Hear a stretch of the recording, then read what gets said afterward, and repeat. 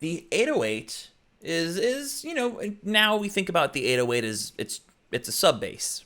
It's a big booming bass that you go and put under your trap beats to make it go wom wom wom, and then it sounds nice and heavy in the subwoofer in your trunk, and we're all happy. There's technically a lot more to the 808 than the bass. Like I said, going to the history of 808, I know most of you probably are aware of this. The 808 was a drum machine, the TR-808 by Roland. It was meant to replicate a physical drum kit. There were a couple of different versions of this. There was the 606, 707, 808, and 909, as well as a bunch of other drum kits made by various other companies, like the Lindrum and the C78. I don't remember who made the C78, but back in the 80s and 90s, at the advent of like a lot of electronic music, a lot of electronic dance music, there were a bunch of companies making a bunch of things that were supposed to be real instruments. The 808 came out as the 808 sound, or the 808 bass came about as a way of playing with the kick drum inside the 808. And if we look at this sample of the 808, we can start to think about what is going on, and how this connects with everything we're going to be talking about. So the 808 is itself just a kick drum made from a pitch bend on a sine wave. That's all. These first pulses are closer together than these later pulses. So it starts higher frequency and jumps down. That's how we get that little click at the start. As you can hear, it has a lot of decay. We can play around with that decay right here. Oops, let me make sure I'm on the right kick. There we go. And over the years, that became kind of a traditional sound for various genres. But as people started experimenting with these drum machines and various different styles of music, they realized that kick has a pretty consistent pitch to it. It has actually a key. If I hear that's boom, boom, it has a little bit of a pitch bend on it. Boom. I could say it's playing on whatever note that is. What note is done? Sounds like it's a G. So now we can actually remake the 808 kick drum pretty simply, since we've kind of separated out the two main components for it, which is the pitch and how it was made. So let's get a G0, which would be a sub bass sine wave, which you probably can't hear if you're not on headphones or speakers. If you go back and listen to the sample, there's a little bit of a click at the start. Has a nice long amplitude decay. So let's make this one a nice long decay.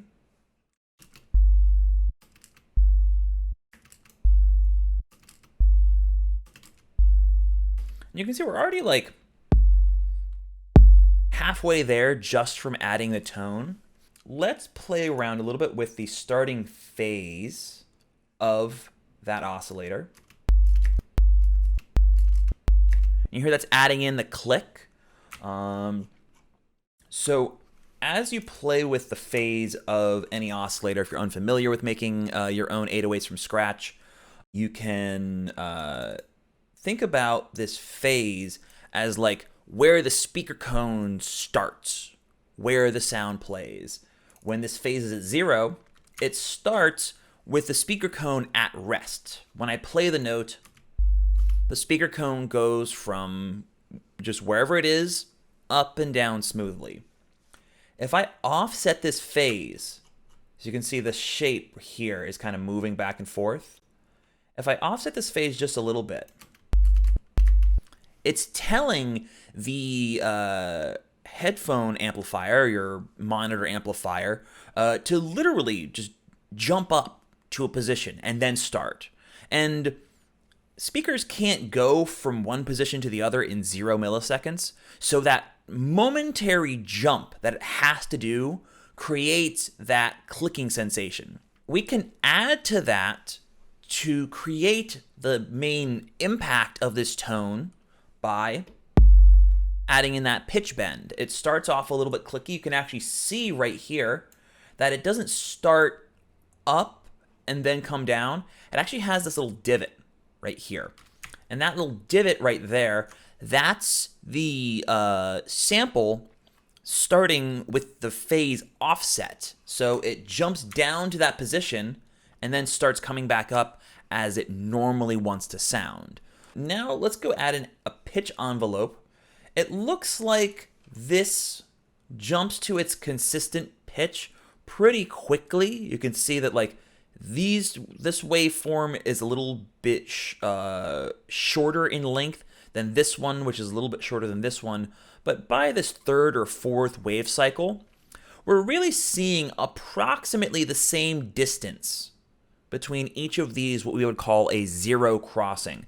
That's the point where your headphone or your monitor amplifier is at its resting point, where it's not pushed out or pushed back in to generate that motion. So we could say, like, you know, the first, say, 50 milliseconds or so, we can have a pitch bend, but by 100 milliseconds, we definitely should be at whatever our final pitch is. And this, from the sound of it, there's technically a little bit of a pitch down over time, so it's not like a perfect pitch bend, but you don't really need that boom kind of effect to get the feeling of an 808. If you really want to make it authentic, you could go in and do something like add a really tiny pitch bend to the last little bit of it, like this. But I wouldn't say it's necessary. And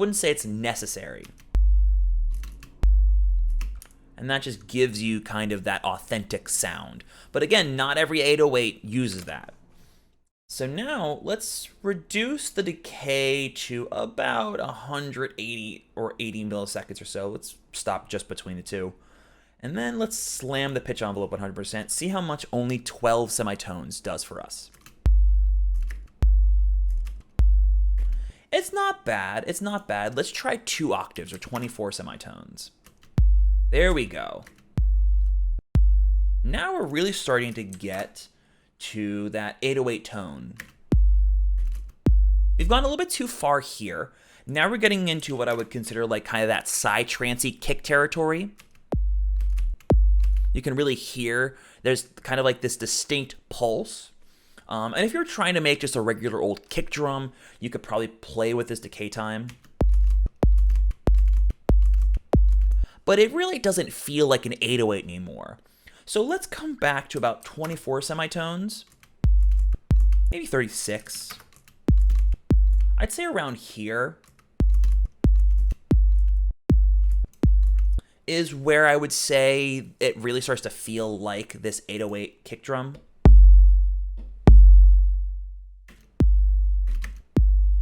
Yeah, I'd say that click is pretty close. It might be not as aggressive here, but we don't need to match it 1-to-1, right? It doesn't need to be a perfect recreation. So let's just tame a little bit of this. And now the only other thing we need is to add to the harmonics of the sound. And this is really where we go beyond kind of just recreating the 808 to really creating our own type of 808 tone. And this is what I think you're hoping for, right? With like how this whole thing works. Because, you know, this is what I would consider step 1. Like, this is just the basic part. Everything from here comes down to taste and what you want from your 808, how it should work in your mixdown. So if we look at the spectrum of this 808, we can see it's not just a sine wave. You can actually see there's a lot of noise in the signal. There's all this stuff down here that we can't really hear. If I high pass this to make sure we don't hear that sub as loud, and I slam this, do you hear that little tiny bit of crackliness? If I even loop this back bit right here, just so you can hear it. Let me make it a little bit shorter.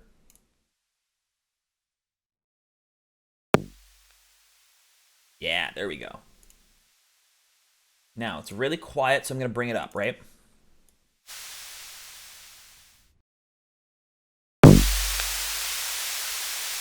Now, it's super distorted, but I'm just showing you built into the sample.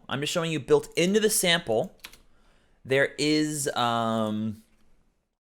this noise layer, right? And there's also all these harmonics. Like, if I extend this release a little bit, you can see there's these harmonics right here that if I pull the spectrum analyzer onto our 808, it doesn't quite have. It has some of these bumps, but it looks more like a smooth line. And this is partially because this kick drum is going to happen so fast, the analyzer can't catch every single second. So it kind of jumbles up the texture. So this 808, it has a little bit of noise. It has that pitch bend, which could also add in. And it has a couple of additional harmonics. It's not a perfect sine wave. So we can get equivalent effects through things like saturation, FM, and other types of layering. So first, let's try creating an 808 with some kind of FM, right? So I'm just going to take this second oscillator, which based on this routing setup right here, all of these oscillators are feeding into the one below them. So this bottom oscillator is what we hear. This is going to modulate the frequency of this oscillator, and then these would modulate the frequencies of this bottom one. We're not going to use the top two because that's going to be too much frequency modulation. It's going to add in too many overtones to the sound. So I'm just going to be using these two oscillators. I'm going to slowly increase the gain of this second modulator, what we would call the carrier signal. And that's going to add distortion in the form of harmonics to this lower oscillator, which we would call the modulator.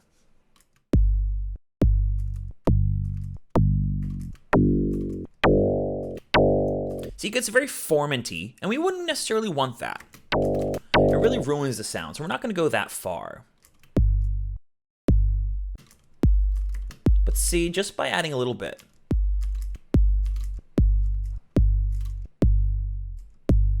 we're adding in these little peaks. And if you notice, those peaks make it a little bit more audible. It makes it a little bit quieter.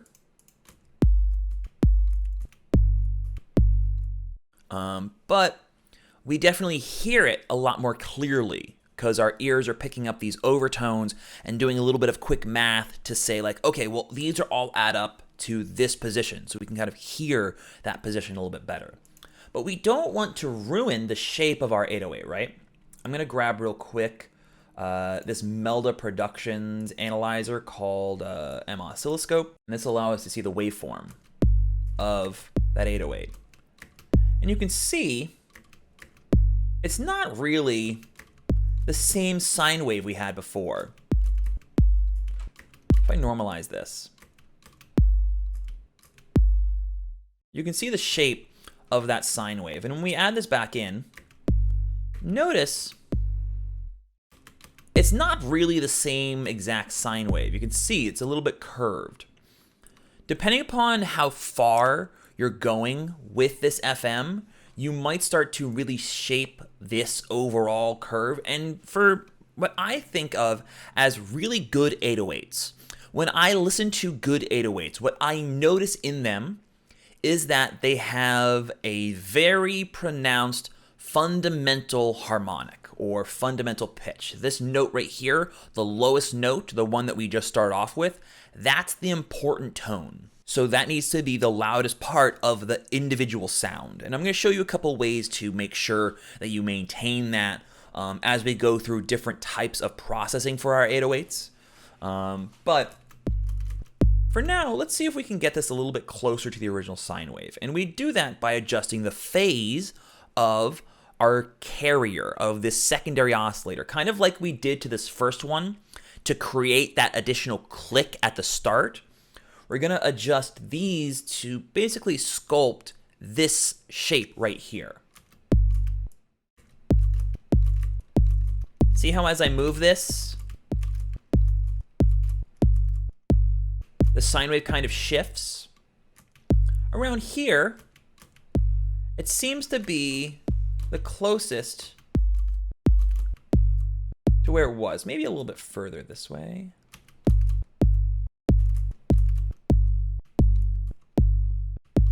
So I'm not only looking at the oscilloscope right here, I'm also looking at where this peak right here is. Because if we compare that to here, the peak's hitting right around there. Looks like if we look down here at the bottom left, it's hitting right at about minus 16 decibels. So as long as this is hitting close to minus 16 decibels, I'm about happy with this. Looks like we're at about minus 18. So let's see if we can get it a little bit higher. Minus 17, so maybe we can go a little bit further. And this is just generally fine-tuning stuff. Might not be able to get it perfect, but I'd say that is about the same volume, close enough to, in terms of that starting pure sine wave tone. And that's one way that you can start to sculpt your 808 tone. I wouldn't say this is super common, but what we're going to do is we're going to bounce out a couple of variations on this 808. And we're going to see which ones we like, which ones we don't like, and you can kind of just take with that what you want. But the next step would be to apply some form of distortion to the sound. Now, I'm going to use first kilohertz saturator because this is going to do an additional thing and add in a bit of noise to the signal. Like if we went back to this kick drum, this very first kick drum we were working with on the 808, there's a little bit of noise in the signal. And there's a couple ways we can add noise to an 808. And this sort of gets closer to what you're dealing with, Sam, where sometimes the noise being distorted against the sine wave that's inherent in the sound is going to add a little bit of fuzz, essentially, to that 808. So this is just going to be totally raw with no tuning. This is just the stock saturator. It's probably not going to sound super good, but if I'm on the right thing, this starts to get towards a pretty familiar 808 tone.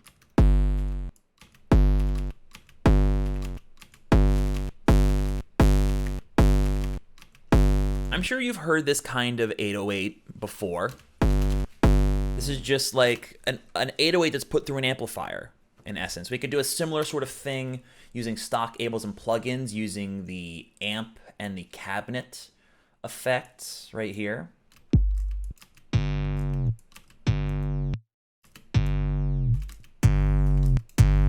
See if we can play with that.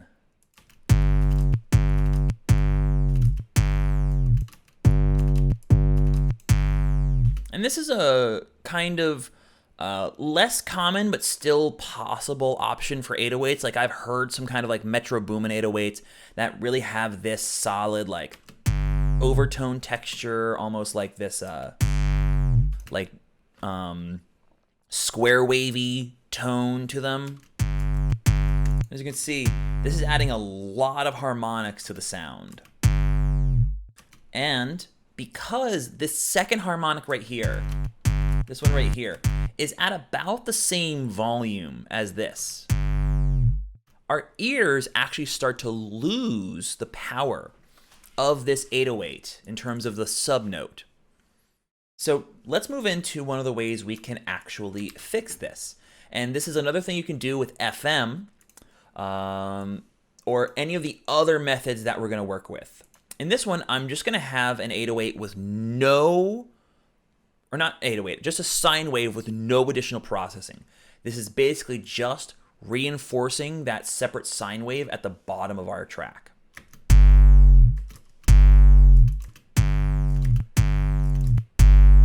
So we're just reinforcing that lowest pitch with another sine wave in order to make sure that it flows with everything and we don't lose the perception. It's a good idea, by the way, to set the phase of your fundamental on any layered sub basses to the same phase as whatever synths are playing the overtones or the mid basses for that.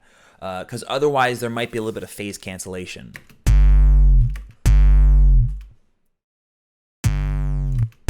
Compare that with without the phase adjustment. It's a little bit duller. Here it comes through a little bit more clear. It's a very subtle effect. It's very, very subtle. But like this is a good start to like that more aggressive, trappy, blown out 808s. Another technique you can do would be to actually clip your 808.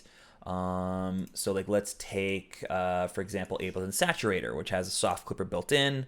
I'm going to set this to analog clip. And now we're just going to crank this up until it starts sounding weird, essentially. Just kind of seeing how far we can push the distortion on this sine wave.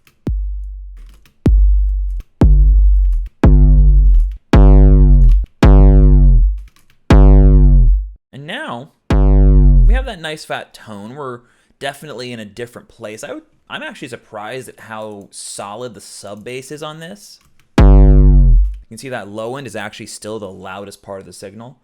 It is good to gain stage here, so let's go ahead and look at the pre-distortion volume. Letting at -11, almost -12 after. So I got to turn this down about 12 dB.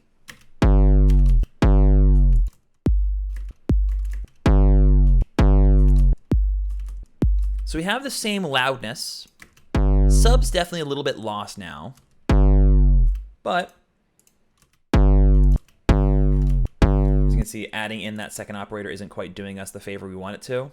And that's because there's too much going on here. So at this point, it might be a good idea to actually high pass out that lowest harmonic and leave that just for the sine wave that we're playing down here. Notice how the sub comes through a lot more now. Without. Sub's kind of lost because the phase is being messed up through this distortion on the higher tone. So we would have to fiddle with this a lot in order to get the two phases locked in through all this distortion. Fuck that noise. That's a pain in the ass. Instead, just high pass out the lowest frequency from this distorted 808 tone and just add in your own extra sub bass. Probably turn this up a little bit more. Yeah. There you go. That's another form of 808 you can work with. I'm going to keep this on. I'm going to show you another way you can start to create some interesting 808 tones. I'm going to go back to this FM oscillator, but rather than frequency modulating from a sine wave, I'm going to FM with a little tiny bit of noise. This is one of the ways that I like to get to what we call the or what I call. It's not what we call. I don't know if many people other call it this, but I call it the stabbed subwoofer sound. We could probably turn this off, actually.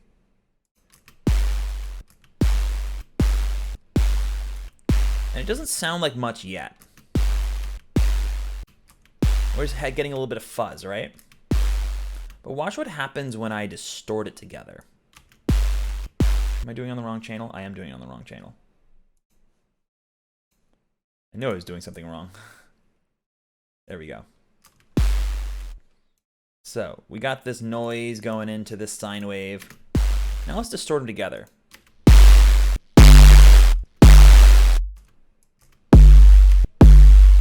Oh no, my subwoofer was broken from me not taking care of it.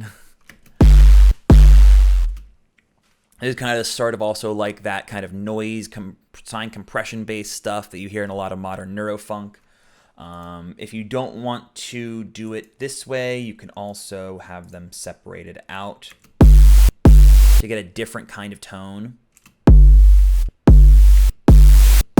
In this way, the frequency of the first oscillator is not being modulated by the noise, so we're not injecting the noise into the oscillation of the waveform, but now we're actually compressing the waveform of this sine wave into the waveform of this noise. So it allows us to sort of blend them in a different way, like that.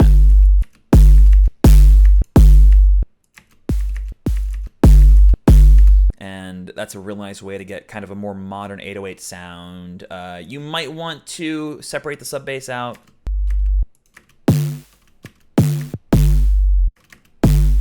But I don't think you necessarily need to, depending upon the sub.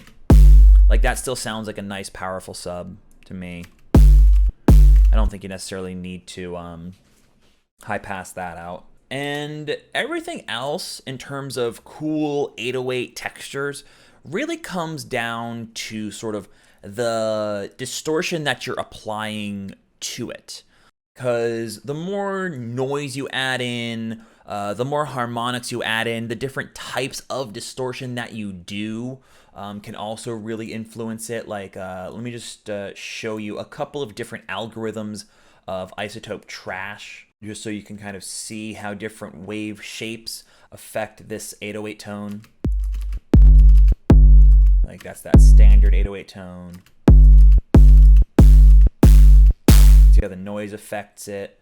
If we set this to, say, linear, we can start to get to some weird... Oops, that's the wrong one. I didn't want that. Let's reset.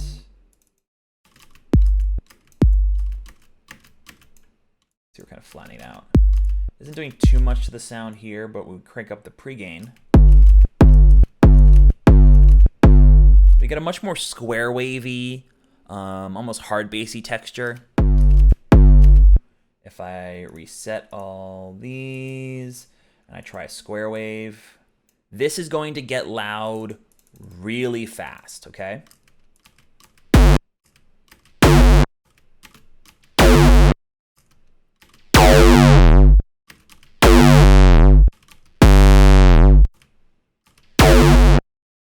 You can see that's really like destroying the tone of the 808. This might be a bit too aggressive, but it is good to see like how different distortion algorithms are affecting the sound. Even with noise. Because you can like add some of these techniques together too. Some of them are going to work better than others, obviously. This is like sine folding distortion. If you've ever seen sine folding or linear folding in like Serum Effects or other DAWs or other VSTs, this is sine folding, where you're distorting the sound against a sine wave. Starts to sound a little bit FM-y. And then this is linear fold. It's just distorting against a triangle wave. And this is just going to be like quantization.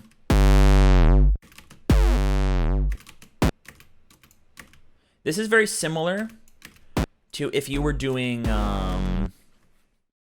bit crushing. This is the same exact process as bit crushing. You're just kind of creating gradients in the discrete levels of volume in the waveform. So that gives you that very like robotic, almost video gamey tone.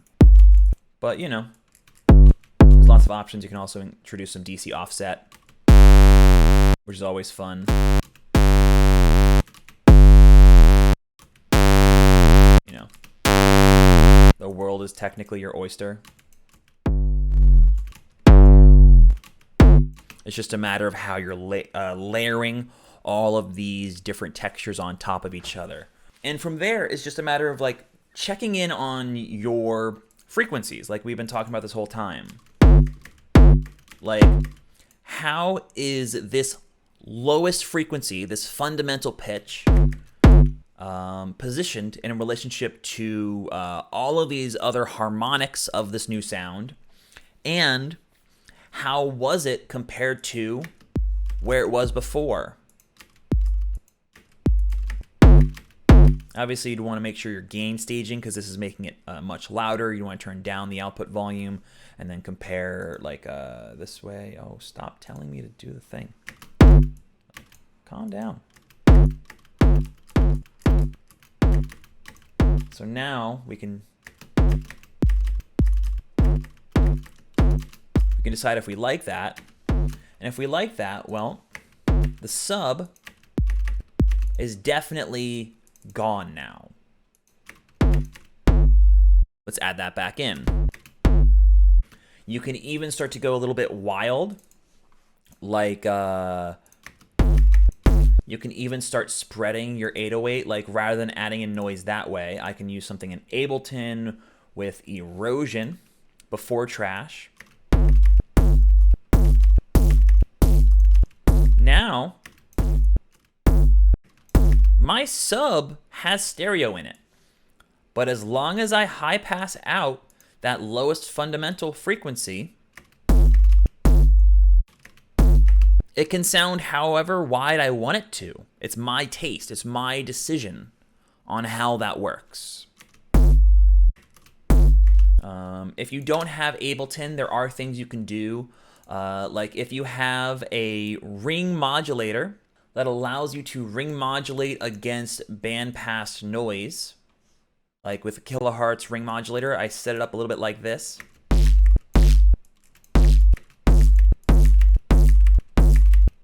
I've just made Ableton's erosion.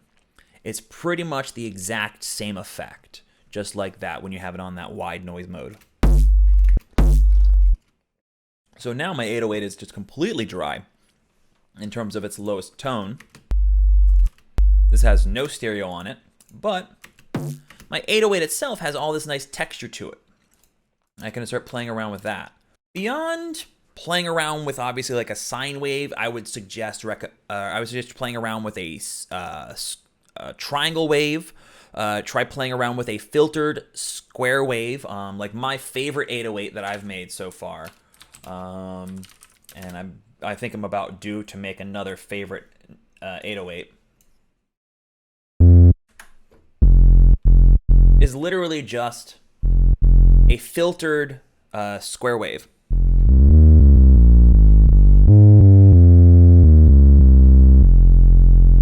And that's kind of my go-to. There's just like a little bit of filter and distortion, frequency modulation. Probably not super necessary. You can see it's basically just adding a little bit of that rumble Sam Seraph was talking about, where it feels like there's some modulation on the pitch. Just makes it a little bit grittier. You can also make 808s out of vocals. Like, I made this 808 by making just some wom kind of vocal sound and then processing it inside a phase plant.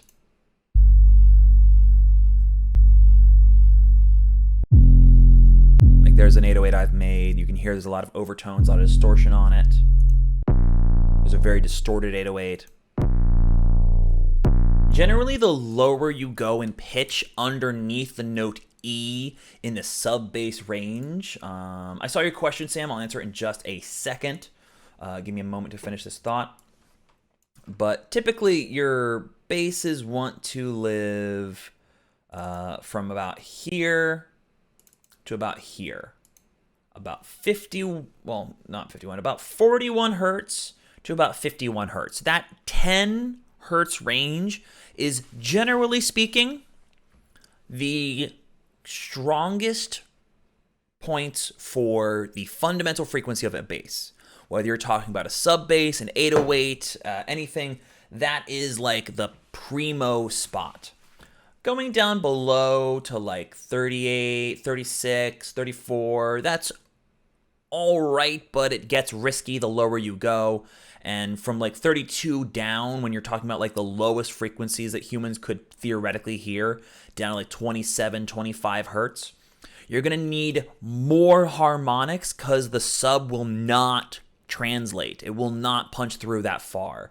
But you can go lower, like that was down on this A sharp, B flat right here at 30 hertz. So that's why it's extra super distorted.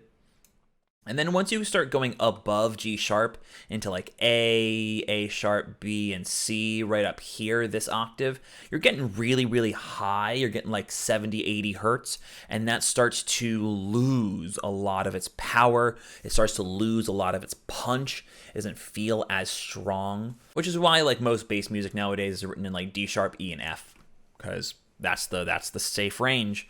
But yeah. Quick gain staging tips for Ableton specifically in terms of metering. Yes, so I have gotten very used to looking at like these meters right here. So like that is going to be a case of like, you know, being very careful, seeing mostly for this, what I am looking at is how close it gets to these two little dots. Because, yeah, these are really hard, really small, really difficult to see. So mostly, I'm just looking at, like, where is the peak meter, that little green dot pair at the very top that falls slower? Where is that in relationship to these middle lines right here? And how does that relate to here? Does it seem like they're at the same spot? Whether it's at 0 or below, that's not really what I'm caring about. I'm more looking at the relative levels between them. And if I can't quite figure that out, quick tab over, just kind of reset, look at it, turn it off, look at it, ask yourself what's going on. Minus 0.6, turn these on, minus 0.59, so 0.01 decibel of difference. Negligible.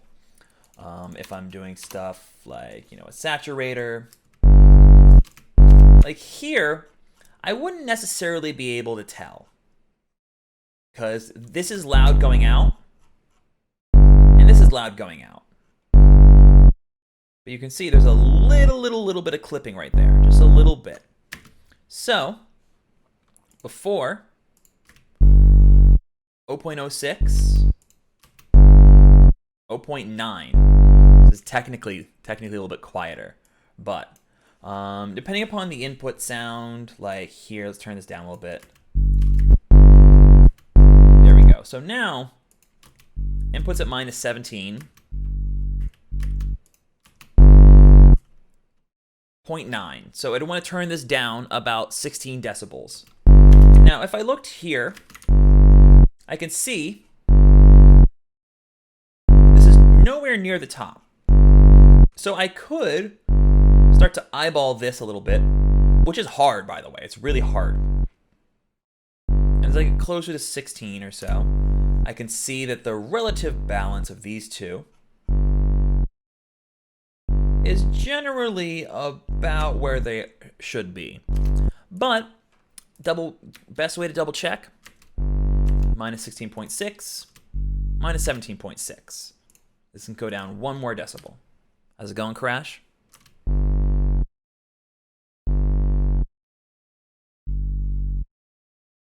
Same volume.